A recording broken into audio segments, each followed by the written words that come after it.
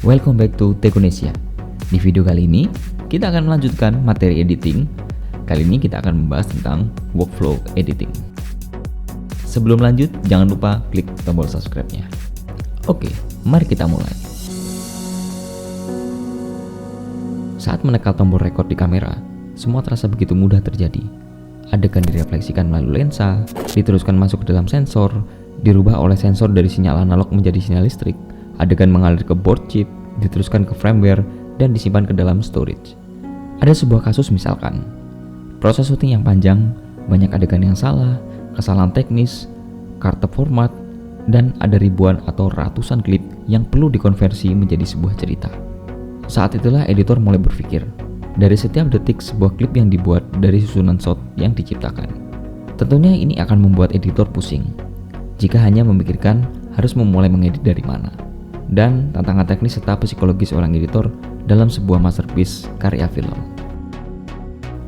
Dari sinilah editor harus mempunyai workflow atau sistem kerja dalam mengedit, supaya semua proses berjalan dengan baik dan sesuai yang diharapkan. Perlu adanya disiplin baik teknis maupun waktu. Berikut ada 10 tips dari saya yang akan membantu kerja seorang editor. Yang pertama, shot for edit. Pengeditan yang baik bahkan bisa dimulai sebelum menekan tombol record. Mampu melihat, merasakan, dan menghasilkan rekaman yang relevan. Ini akan memudahkan kerja si editor. Yang kedua, pastikan membackup data. Hal yang paling riskan terjadi saat kita lupa membackup data sebelum memformat memory card. Jika proses syuting memakan waktu berhari-hari, lakukan pembackupan secara berkala. Buat form serah terima file dari kameramen ke editor, supaya tidak ada kesalahpahaman dalam mengcopy data. Pastikan Anda membackup data lebih dari satu tempat. Misalnya ada hard disk master dan ada hard disk backup. Yang lebih baik lagi jika kalian punya hard disk dengan sistem RAID. Nanti akan kita bahas di video selanjutnya tentang ini. Mempunyai cukup stok. Fungsi dari shortlist adalah memastikan jumlah stok footage dan materi lain cukup untuk diedit. Jangan membiasakan untuk gampang nanti diakalin di editing. Ini sangat saya tidak sarankan. Saya punya rumus simpel dari beberapa pengalaman di lapangan. One day is 1 minute. Setiap satu hari syuting akan menjadi minimal 1 menit dalam final timeline. Pastikan jika ada stok yang kurang, editor juga bisa request ke kameramen. Kemudian yang keempat adalah manajemen data. Mereview dan foldering. Saya sarankan foldering dari hard disk master, supaya ketika ada kehilangan file, masih bisa dicari di hard disk backup. Buat folder sesuai dengan format yang disepakati. Misalnya, Day 1, nama kamera 1, nama kamera 2, atau Day 1, nama kamera, scene 1, scene 2, dan seterusnya. Software favorit. NLA hanyalah sebuah alat.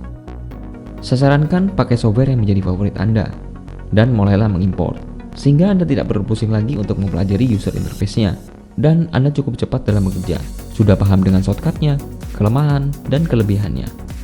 Walaupun di luar sana banyak yang bilang bahwa software ini lebih bagus, yang ini lebih bagus, yang itu tidak profesional, saya rasa itu bukan alasan yang relevan.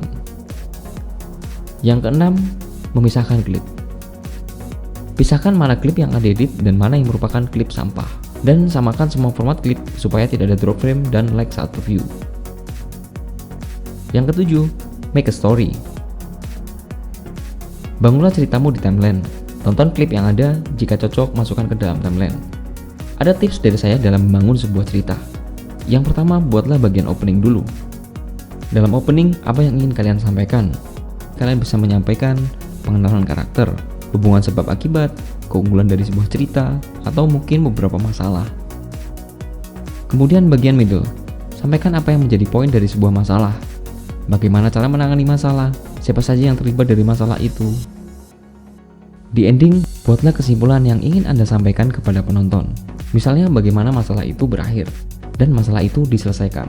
Di bagian ini Anda harus menyelesaikan semua masalah-masalah yang ada di bagian middle. Setelah 3 part tadi selesai, kalian tinggal menambahkan tiap-tiap bagiannya. Tidak perlu banyak-banyak dulu, buat 3-5 potongan klip. Kemudian yang ke-8 adalah make up review. Reviewlah hasil kalian, kemudian di sini kalian akan menemukan dan kira-kira apa yang belum pas dan kurang. Ketika kalian awal membuat, tidak perlu sempurna dulu. Memang awalnya terasa semua klip itu terlihat bagus, dan Anda ingin semua dimasukkan ke dalam timeline. apalagi ada shot yang paling kalian sayangi. Toh pada dasarnya kalian akan memotong atau menghapusnya. Yang kesembilan, finishing dan komitmen. Selesaikan dengan sebaik mungkin cerita dan teknik editingmu, komitmen dan disiplin kepada waktu. Ketika nantinya kalian sudah sering mengedit, kalian akan menemukan tempo editing yang sesuai dan cocok dengan karakter kalian. Untuk step-step editing, kalian bisa menonton video sebelumnya, mulai dari offline hingga online. Yang terakhir adalah, tetaplah belajar dan fokus. Tingkatkan terus kemampuanmu baik secara teknis dan non-teknis. Membuat cerita, kemampuan dalam menyusun plot, mengupdate semua teknik-teknik terbaru, dan perbanyak menonton referensi. Selamat menjadi editor profesional. Itu tadi 10 tips editing workflow dari saya. Semoga video ini bermanfaat. Sampai bertemu di video selanjutnya. See you next time. This is Tech Indonesia. Stay brainy because science is free.